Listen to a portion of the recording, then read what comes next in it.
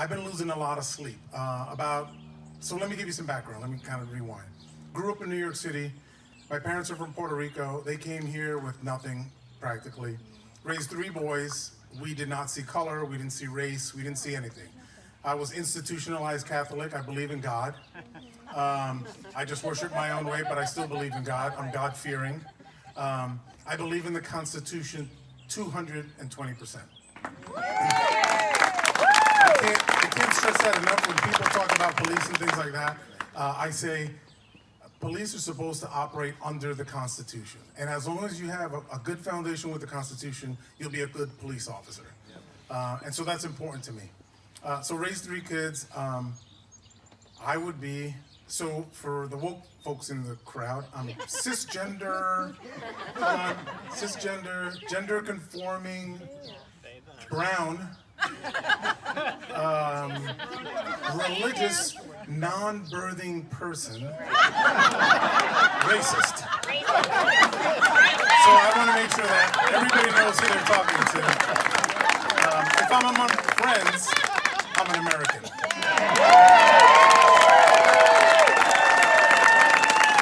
So this is kind of like going to an AA meeting. Hi, my name is Michael. I'm an American. And you're all my friends. The largest crowd I've ever seen of support, and I can't tell you how well I'm gonna sleep tonight. I've been losing sleep, and I've been trying to figure out why I'm losing sleep. And my wife was like, how come you were tossing and turning? Every night it's a different topic. And it goes back to what John said, what G said, what Chantel said. This is bigger than Loudoun County. And what scares me is that we're already halfway down the wrong road. So I'm not a big person with quotes, but this one stuck with me, and I keep repeating it. Vladimir Lenin, give me just one generation of your youth and I'll transform the world. Wow. So we are already 1, if not 1.5 generations behind. Think about how kids are getting out of college today and they are protesting against America. They have taken part in all of the good things about America. They've got student loans, they've got cars, they've got houses, they've got privilege, they're all different races. They've got degrees, they've got education, and they hate America. I don't understand it. I can't figure it out. I mean, nothing I can do can get me to understand who is behind all of this. Because I think the end game is, as G explained, there are nefarious actors working against us. And so while Loudoun County is our focus and we have to keep on fighting, and I would much rather be home watching, the Discovery Channel or going to football games with my son, I don't have a choice. I don't think any of us have a choice. And it's kind of, when Patty was telling me about what's the origins of, the Patriot pub, and it's, people got together because they were oppressed by the government. I mean, what is happening to us? Never in my lifetime would I have thought that I'd be at a school board meeting where the school board is summarily dictating the rules. Right. There is no free speech at a school board meeting. I asked about the 1-minute rule. I was told by someone on the board, they create the rule, they approve the rule, they enforce the rule. If I wanted to change the 1-minute rule, I would have to appeal to the chair. Am I missing something there? You can't appeal to the chair unless I bring hamburgers. So, sorry, I had to throw that one in there. I like hamburgers too. Okay? So, I was trying to think of what's important. What's important is that as conservatives, we vote as a block. We are our worst enemy because we're free thinkers. Sheeple, on the other side, on the other hand, will always vote with whoever's telling them what to vote for. And that has been the success of the Democratic Party. They vote in blocks. They don't care what they're voting for. They just vote what they're told to do. There was a candidate for governor of Virginia. Youngkin won, and I think it was a female. She was upset. She said, well, I'm going to run as an independent now so I can get some votes. right? And I'm thinking, don't be a dumbass. Don't do this.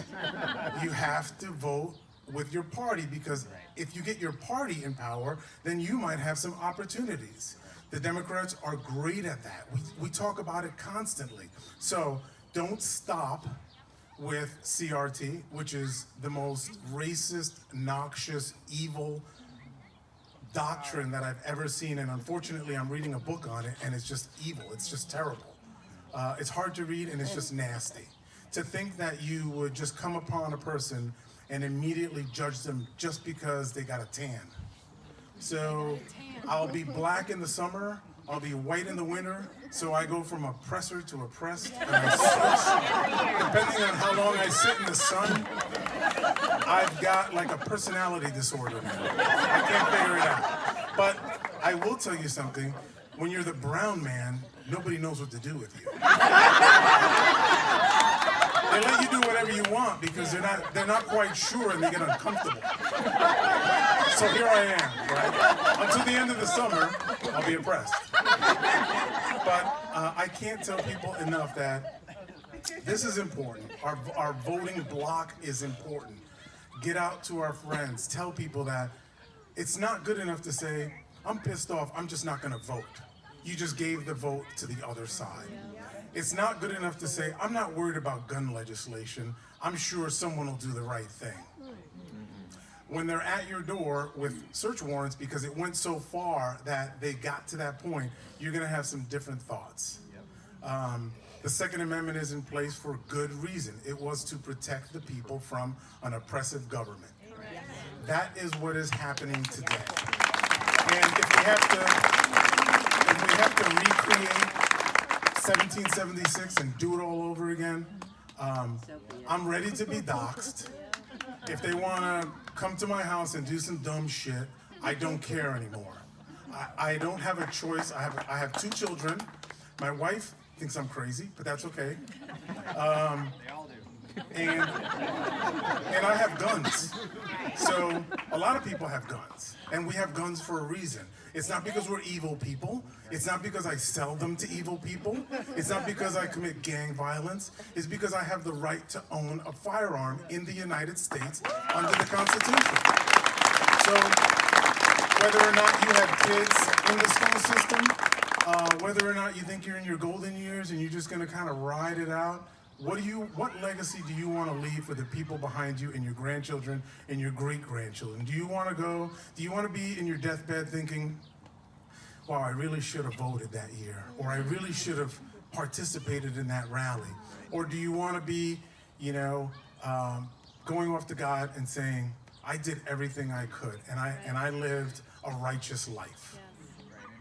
So with that, I'm going to give it back to Patty, and then Joe's the man.